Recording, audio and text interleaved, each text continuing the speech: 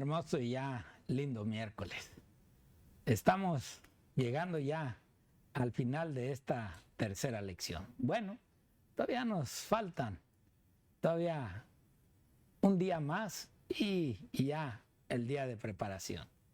Pero hoy estaremos viendo un poquito de lo que ya hemos visto, la iglesia primitiva y esa zona que pues nos conforta y que a veces no nos permite ese confort llevar a cabo los compromisos que tenemos para con Dios, ese pacto que hicimos con el Señor.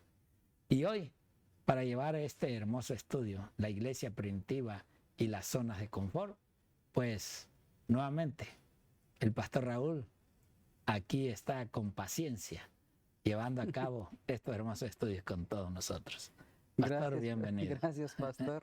Gracias por la oportunidad que me da de venir a compartir la escuela sabática con usted y poder compartir con nuestros hermanos que nos acompañan a través de nuestro canal y a través de varias plataformas que Dios permite que se abran para llevar la escuela sabática. Gracias, pastor, y gracias al Señor por la oportunidad y el privilegio. Gracias a ti, pastor, gracias. Y pues bueno, vamos a los propósitos y principios. Vamos a orar. Amante y amoroso Padre, gracias y agradecidos estamos de tus lindas bondades que tú nos das. Y ahora, Señor, poder ver los principios de aquella verdadera fe, de aquella verdadera adoración. Esa iglesia, Señor, esa iglesia primitiva que pudo mostrar realmente el amor tuyo hacia un mundo caído. Y hoy, Señor, permítenos, Padre, a través de esta linda historia, ver, Padre, los principios que quieres que este pueblo vuelva. Y aunque perseguida y angustiada por el enemigo, así será, Señor, que cumpliremos los edictos tuyos y no los de nuestra propia vida o las del enemigo. Quédate, Señor, con nosotros para este estudio y esta meditación. Rogamos también por aquellos oyentes, por aquellos que nos ven a través de este canal 44.8. Danos, Padre, tu bendición y también asimismo a este ministerio.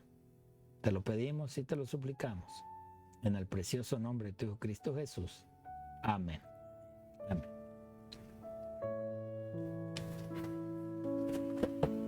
Bueno, pastor, Adelante. qué lindo, pastor, la iglesia primitiva y las zonas de confort.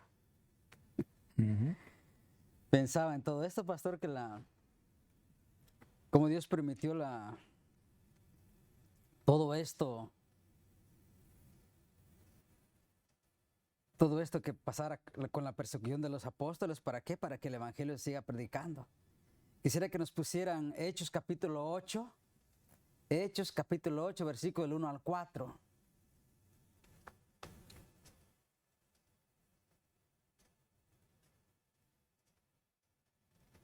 Hechos 8, del 1 al 4. Y Saulo consentía en su muerte.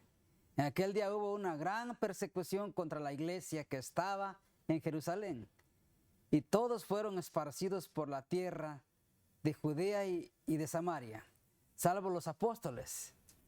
Y hombres piadosos llevaron a enterrar a Esteban e hicieron gran llanto sobre él.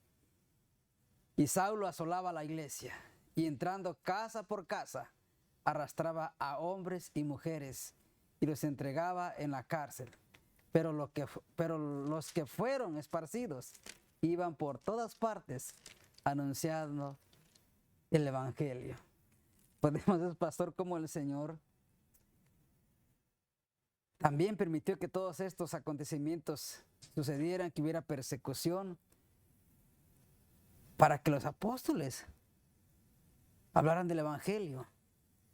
Yo creo que si Dios no hubiera permitido esta persecución, yo creo que el evangelio no se hubiera predicado a los gentiles, ¿verdad, pastor? Yo creo que Dios permite que todo esto pase, sacar nuestra zona de confort para que dejemos esa pereza, esa flojera.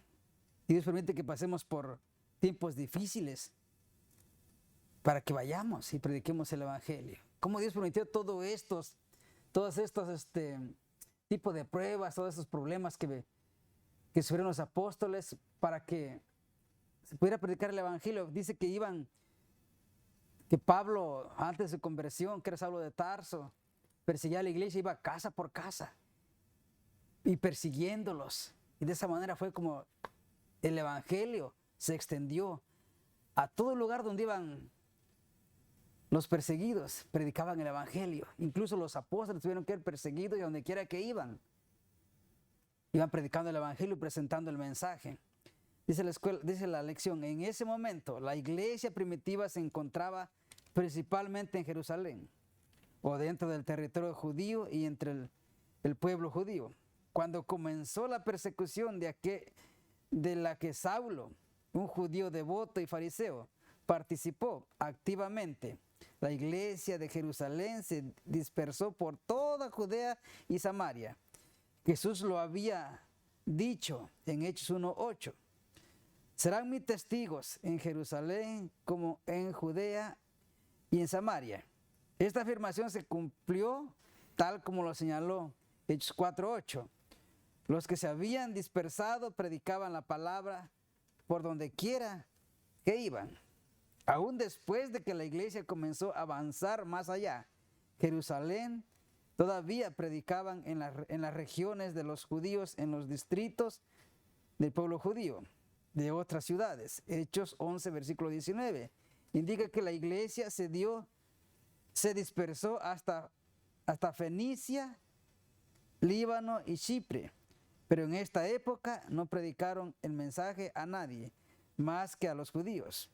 Los discípulos de Jesús y la iglesia primitiva no intentaron llevar al Señor a los gentiles, sino solo a los judíos. Todavía tenía una visión limitada sobre cuál debía ser la misión de la iglesia. Aún todavía no podían entender ellos. Y tuvo que venir la persecución de ellos para que pudieran llevar este mensaje a los demás que no conocían del evangelio. Y volviendo, pastor, a lo que comentamos hace rato, que a muchos de nosotros Dios nos va a sacar nuestro confort, pastor. A muchos de nosotros que estamos bien cómodos descansando, Dios nos va a sacar de ese lugar y va a permitir que pasemos por cosas difíciles para que de esa manera Dios nos pueda mover a otros lugares y presentar el mensaje, este evangelio, que no es otro evangelio, es el mismo evangelio que trajo Cristo Jesús, el mismo evangelio de Cristo Jesús. Pero hay un trabajo que hacer, pastor, mucho que hay que hacer en nuestras iglesias. A veces nos preguntamos si de verdad como iglesia estamos trabajando para el Señor. O hemos caído en un confort que no nos permite llevar el evangelio a otros. Pero dice el Señor que Él no quiere oidores. Él quiere hacedores de la palabra de Dios. Entonces la pregunta del millón sería, ¿qué estamos haciendo en nuestra iglesia? ¿Estamos haciendo oidores o hacedores? ¿Estamos ganando almas para Cristo Jesús o no lo estamos haciendo? ¿Estamos trabajando junto con nuestro pastor, junto con nuestros ancianos? ¿O solamente le estamos dejando la carga a nuestros hermanos directores o directoras de obra misionera? El trabajo no es para uno, el trabajo es de todo como iglesia. Mateo capítulo 28, versículo 19, la gran comisión. A veces nosotros estamos tan cómodos en nuestros lugares que fíjese, pastor, que llegamos a la iglesia y hasta buscamos el lugar. el lugar más cómodo y nos echamos una siestecita. Hemos quedado en un confort que nos hemos convertido en una iglesia sin fruto. No estamos trayendo frutos para Cristo Jesús. Pensamos, bueno, que lo haga el pastor, a él le pagan. Que lo haga el obrero bíblico, a él le pagan. No, el trabajo es de todos, pastor. Y un día Dios nos va a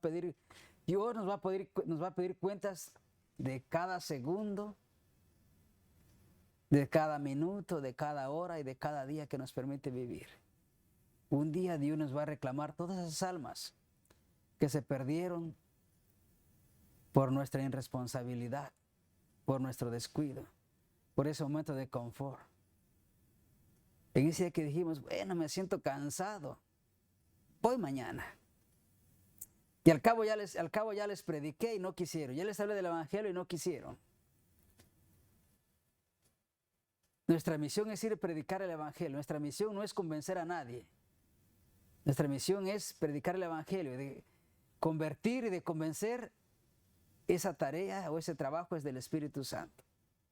Nosotros no nos preocupemos de que si ya les hablaste y no quisieron escuchar el mensaje, tú no te preocupes. Nosotros nuestro trabajo debemos ir y predicar el evangelio. De lo demás Dios se encarga. Hechos capítulo 2 dice que Dios añadía a aquellos que han de ser salvos. Y Dios añade a aquellos que han de ser salvos. Nosotros no tenemos la autoridad ni el poder para añadir a nadie. Dios llama, Dios añade, Dios salva. Nosotros solamente ir y hacer nuestra parte y dejemos al Señor que añada a quien Él quiera. Pero hay un trabajo que hacer, pastor. Así es. Así es, pastor. Y la verdad es de que ese confort es el que puede estar acabando con la fe del cristiano. Yo creo y siempre yo he dicho, el que más estudio da, más aprende. Amén. Y el que más estudios da, más práctica tiene para saber. Aún el Espíritu Santo lo preparará para hacer el llamado a aquel el cual se inclina más por hacer la voluntad de Dios que su propia voluntad. Yo creo también, pastor, como dice el libro Los Hechos de los Apóstoles, allí en la página 126 y 128, ella dice, después que los discípulos fueron expulsados de Jerusalén, ¿por dónde tuvieron que pasar?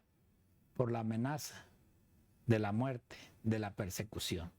Ya, no fue simplemente algo que tuvo que suceder, no. Dios permite ciertas cosas para que se cumpla su palabra y se realice la obra que se está pidiendo. Así dice ella, después de que los discípulos fueron expulsados de Jerusalén por la persecución, el mensaje evangélico se difundió rápidamente por las comarcas limítrofes de Palestina. ¿Cómo vino entonces a darse el evangelio? A través de las persecuciones. Tuvo que permitirse para que las otras almas que estaban en otros lugares también pudieran recibir ese mensaje. Y esto, hermanos, no tardamos en que esto suceda en este país. Y cuando suceda aquí, entonces tendremos que salir. Y ahora sí, más que despacio, va a ser a la carrera. Hay que salir y allá donde lleguemos, si somos fieles al Señor, seguiremos predicando este evangelio que hoy estamos predicando. Y aún dice, y en importantes poblaciones se constituyeron pequeñas compañías de creyentes. Hoy, a través de aquellos que aquí aprendieron este mensaje, que por X motivo, X circunstancias, ya regresaron a sus países, ya vemos cómo tienen grupos, cómo han formado ya iglesias. Y aún ahí, Dios, al ver que ya está este mensaje, pues va a permitir también que ahí mismo también surja algún problema. ¿Para qué?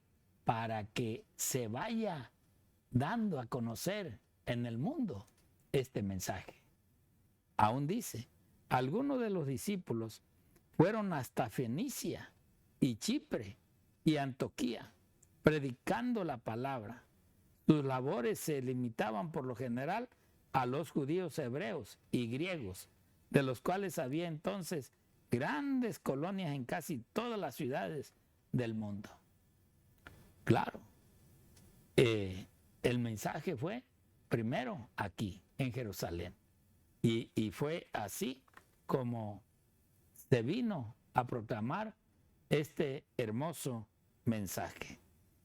Así también nos dice este mensaje de la sierva del Señor. A ver, ahí me puso Gilbert esta, pero estoy ahora en la parte 2, que dice, Cristo. Este es también del libro de los Hechos de los Apóstoles, en la página 17. Ya lo puso. Ok, ahí está. Bueno, Cristo trataba de enseñar a sus discípulos la verdad de que en el reino de Dios no habría fronteras nacionales, ni castas, ni aristocracia, que ellos debían ir a todas las naciones, llevándoles el mensaje del amor del Salvador. Pero solo más tarde comprendieron ellos en toda su plenitud que Dios de una sangre ha hecho todo el linaje de los hombres para que habitasen sobre toda la faz de la tierra, y les ha prefijado el orden de los tiempos y los términos de la habitación de ellos, para que buscasen a Dios, si en alguna manera palpando lo hallen, aunque cierto no está, lejos de cada uno de nosotros. No hay raza alguna en la cual Dios esté fijando sus ojos. En sí es en el mundo entero, no hay castas, no porque tenga o no tenga, no. Aquí hasta el que más tiene como el que menos tiene o no tiene nada. No importa el color, no importa la raza, hay que darles el mensaje, y más que nada aún con el testimonio. Por eso creo yo que también así lo dice el libro El deseado de todas las gentes. Este libro en la página 759, 760. Dice así, El deseado de todas las gentes, página 759, perdón, yo estoy en jueves y esto es miércoles. Los Hechos de los Apóstoles, página 126, 128. Disculpa, Gilbert. ¿Ok? Dice acá, fue Dios el que les dio el nombre de cristianos. Nosotros sabíamos que habían obtenido ese nombre por la misma gente y por el simple hecho de haber aceptado el mensaje de Cristo. Pero ahora vemos que fue el mismo Señor quien les dio el nombre a esta iglesia primitiva, los cristianos. Este es un nombre real que se da a todos los que se unen con Cristo. O sea, solamente hoy el mundo está lleno de cristianos, pero la verdad que todo cristiano no se vive lo que Cristo nos mandó que viviéramos o obedeciéramos. En cuanto a este nombre, Santiago escribió más tarde, no os oprimen los ricos y no son ellos los mismos que os arrastran a los juzgados.